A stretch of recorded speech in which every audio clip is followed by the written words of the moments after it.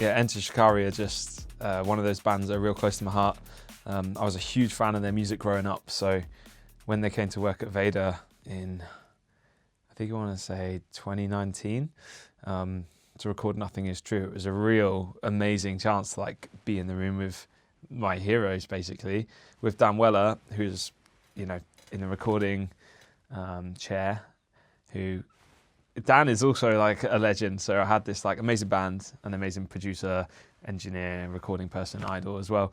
And yeah, it was real cool to get like insight into their world and how it works. And then for the last record, for Kiss for the Whole World and the new record, they invited me back to record it.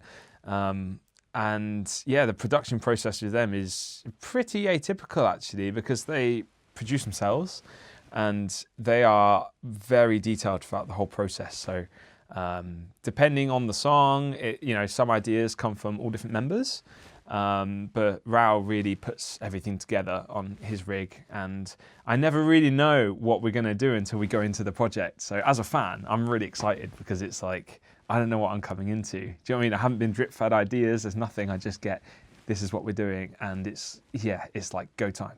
So I can really like be a fan and listen through and think like, wow, this is really going to work. This is amazing, and it's really nice to have like some kind of input as well. You know, they're really open to like hearing ideas and things. But the production process is very detailed, and Rao is very detailed on everything he does. So for the latest records, we went to a house because the band's made 6 albums in studios, and they wanted a process that was really different and something that was way more relaxed, way more homely. So we took all of our gear, all of my equipment and their equipment. I took my PMCs, and we set up a rig on location. We had this epic barn next door to the property we were in, where we set the drums up so we could all listen through in a separate space. And then apart from that, the guitars, the vocals, everything was done in the same space together. And it kind of created this record that felt really organic. Although their sound is very electronic influenced and, you know, it's very tight and almost mechanical sounding, I feel like the process felt really organic. And it was such a creative and productive time. And within that space of a month, we'd worked on about 14 or 15 songs. And the way that worked was we had the main station we'd set up for tracking, where we had all the drums coming through, the guitars coming through, where we would record vocals. And that was with my PMCs and a small collection of outboards and with the universal audio interfaces.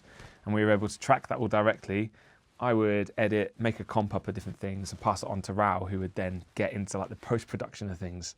So he was there calling the shots in the production, and then he'd take it into his room on his rig and make all sort of decisions throughout the day as we were recording other bits. And then we'd all come back together in the evening and listen back on like the main system with the PMCs. And it was a really cool process actually, because, you know, normally when you're the producer, you're in the hot seat all day, kind of making choices over every aspect of it for like 12 hours.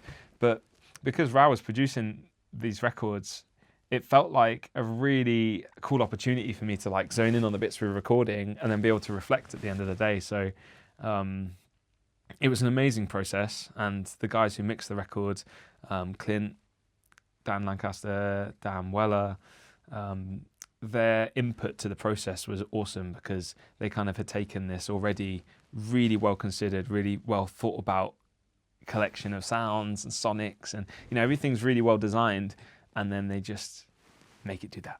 You know, that's the magic part of mixing, isn't it? Is taking the already refined revision and translating it in a way that when the audience hears it, when, you know, their fans hear it, whether they're listening on AirPods or in the car or on like a, you know, a speaker in the house, it hits you as Enter Shikari and sounds like Enter Shikari.